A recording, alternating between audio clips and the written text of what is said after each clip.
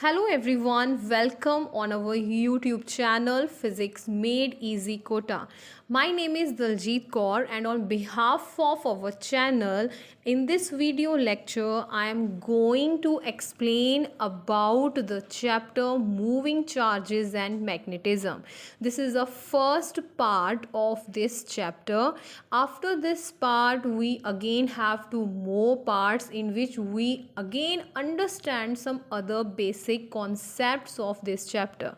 So first of all, for the first part we are going to learn about the concept of the magnetic field. Along with this, I am going to explain about the Biosavart's law, and the last one in this video is the Ampere's law and its basic application. So we are going to study all these three topics briefly. Electric field and magnetic field are regarded as a single unit, and this unit is known as the electromagnetism in physics. Actually, the electromagnetism is one of the branch of the physics. To explain the electromagnetism, there was a scientist whose name was Oersted. He performed a very simple experiment to demonstrate the magnetic effect of electric current. For his experiment, he took a wire, attached it to the battery and passes the current through it. And along with this, he placed a magnetic needle close to the wire. When the current passes through the wire, he observed that magnetic needle shows deflection. So he observed that whenever a current passes through a wire, magnetic needle shows deflection, which means that electric current in a conductor produces magnetic field in the space around the conductor. So in other words, we can say that the flow of electric charges is a source of magnetic field. From his result, other scientists come into this field and they do some basic experiments, and they also prove that the law of electricity and the law of magnetisms are unified. And to explain the direction in which the magnetic field is producing, there is a rule, which rule is known as the Ampere swimming rule. This rule helps Oersted to define the direction of the magnetic needle due to the electric current in a conductor placed near the magnetic needle. And from this we come to know about the magnetic field. So what is magnetic field? Magnetic field in actual a space or a region around a current carrying conductor within which its influence can be felt, and that is regarded as the magnetic field. And the strength, which means maximum or the minimum, is the magnetic field maximum or is the magnetic field minimum, that strength is known as the magnetic flux density. And there are the various units that describe in the SI system or in the CGS system for the magnetic field. For the SI system, the unit is Tesla, and for the CGS system, the unit is Gauss. And the Gauss can also convert into the SI system, as 1 Gauss is equal to 10 raised to power minus 4 Tesla. Tesla is also represented as the Weber per meter square in the SI system of the unit. So the Gauss is also related to the Tesla. So remember this formula. This formula can be used in numericals. There are the various laws or the various rules that help us to find the direction of the magnetic field when a magnetic field passes to the current carrying conductor. And for this, the first rule is a Maxwell corkscrew rule. Its another name is the right-handed screw rule. For this, we have to imagine that if a right-handed corkscrew is imagined to be rotator in such a direction that the tip of the screw points in the direction of the current, then the direction of the rotation of the thumb give the direction of the magnetic line of force. To remember the direction, there are some conventional signs used for the magnetic field. First of all, when the magnetic field coming out of a paper, or we can call it is normal to the paper, then it is represented by dot.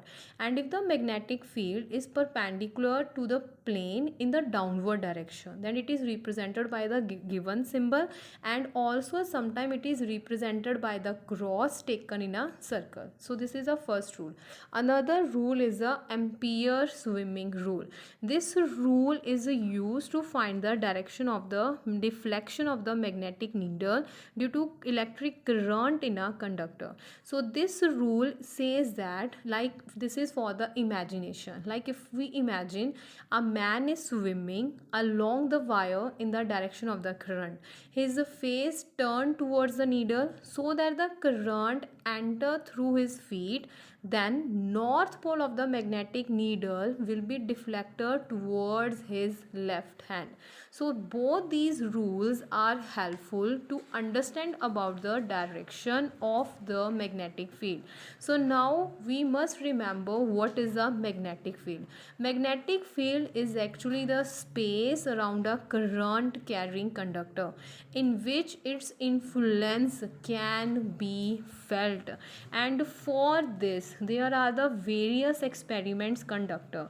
Like for this we take a one cardboard and insert a wire inside it, then pass a current, and with the help of the magnetic needle we can find the direction and the representation of the magnetic field around that current carrying conductor.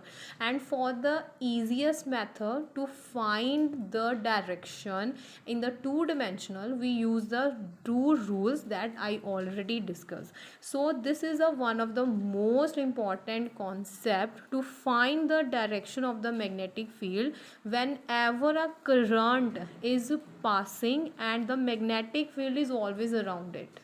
Biot law. Biot law is used to determine the strength of the magnetic field at any point due to current carrying conductor. For this, we consider a current carrying conductor and further consider a very small element AB that having the length dl and the current I is flowing through it.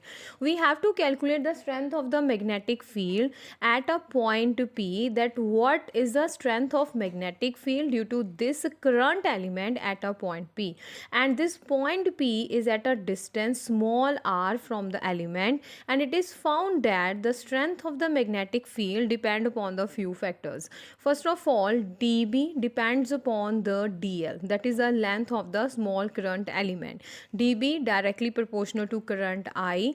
dB directly proportional to 1 upon r square. R square is the distance of the point P from the current element. It also depend upon the angle theta. This angle theta is the angle between the dl and the r vector.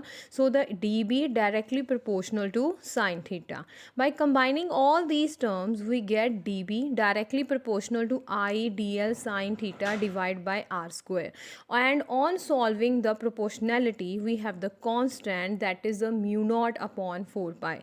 So the expression is dB is equal to mu naught upon 4 pi I dl sine theta divided by r square.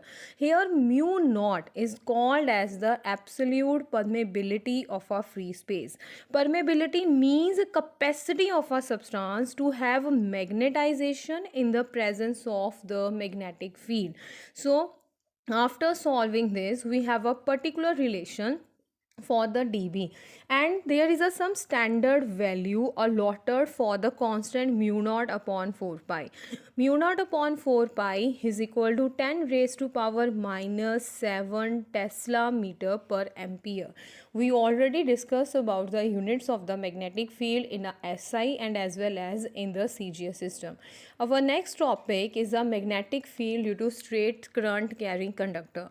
For this, consider the observation point P, that is at some distance from the center, and at that point there are the two angles phi 1 and phi 2, and we consider the infinitely long conductor, and this observation point is a P and it is a distance R, and the current I is flowing through this infinitely long conductor, and the expression for the magnetic field due to straight current carrying conductor is given as shown in the video.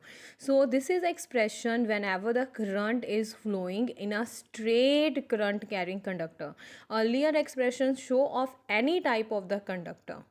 And if we consider that the observation point is near one end of a conductor, then the expression for the infinitely long conductor get changed and we have the new answer for the magnetic field. And now we are going to understand what are the magnetic field lines. So first of all, consider a bar magnet. Bar magnet have the two poles, south pole and a north pole. And we can perform a very simple experiment like sparkling of the iron fillings and to place a magnetic needle at a different points around the bar magnet, we come to know that there is some area in which the influence of the magnetic field can be experienced, and that area is known as the magnetic field lines. Magnetic field lines are closed continuous curve, they never intersect, and when if we draw a tangent at any point on the magnetic field line, it gives the direction of the magnetic field at that particular point. They are used to represent the magnetic field in the region. So with the help of the magnetic field lines, we generally represent the magnetic field.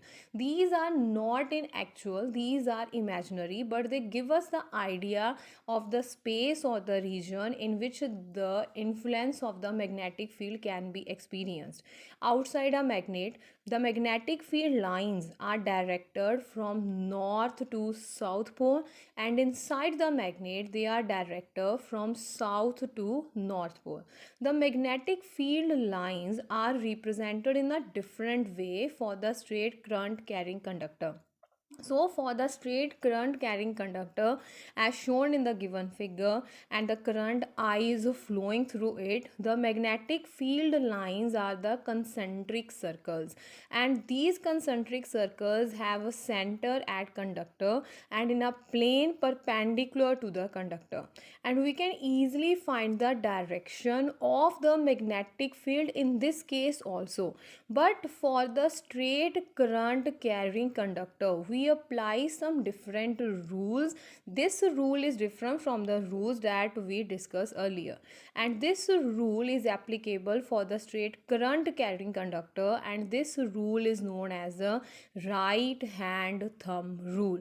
Right hand thumb rule is useful to find the direction if we are aware about the direction of the current. So if we already know the direction of the current, then we can come up with the answer what will be the direction of the magnetic field lines in a straight current carrying conductor.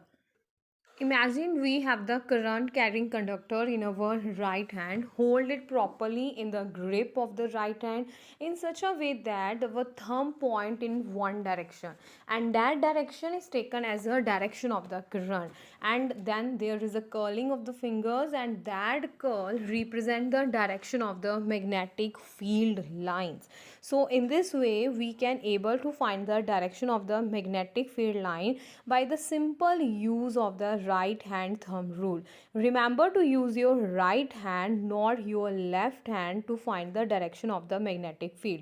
Our next topic for today's video is magnetic field on the axis of the current carrying circular coil. Of course, the circular coil, you all aware this is a circular loop, and we have to calculate the magnetic field at a particular point P as shown in the figure. So imagine a current is flowing through this circular coil, and the current is flowing in the anti-clockwise direction, and the circular coil has a radius small r, and we consider the a loop is made up of a very small current element through which the current I is flowing. And to calculate the magnetic field, first of all we consider a small current element, and after this at a point P, which is away from the distance x from the center O, at this point we have to find the magnetic field, and the angle between the dl, that is the current element length, and the distance of a point P from the center is 90 degree, because the point P is in a perpendicular direction to the axis of the loop. So we can apply the Biot-Savart's law. After the application of the Biot-Savart's law, we come to the answer that B is equal to mu naught n I r square divided by 2 r square plus x square raised to power 3 by 2. So here r, as clearly shown in the diagram, this is again radius of the coil and represent the number of the turns. Like if we increase the number of the turns of the coil, then it get multiplied for the answer of the magnetic field. I is the current. We can also do some special cases for the case, like if we consider the point P is at the center of the coil. If we take the point P at the center O, then of course x is taken as 0. Then after calculation we get an answer B is equal to mu naught n I divided by 2r. Then there are certain rules in which we can able to find the direction of the magnetic field that we will discuss in our next video. Hope you can understand it properly. Try to remember the answers.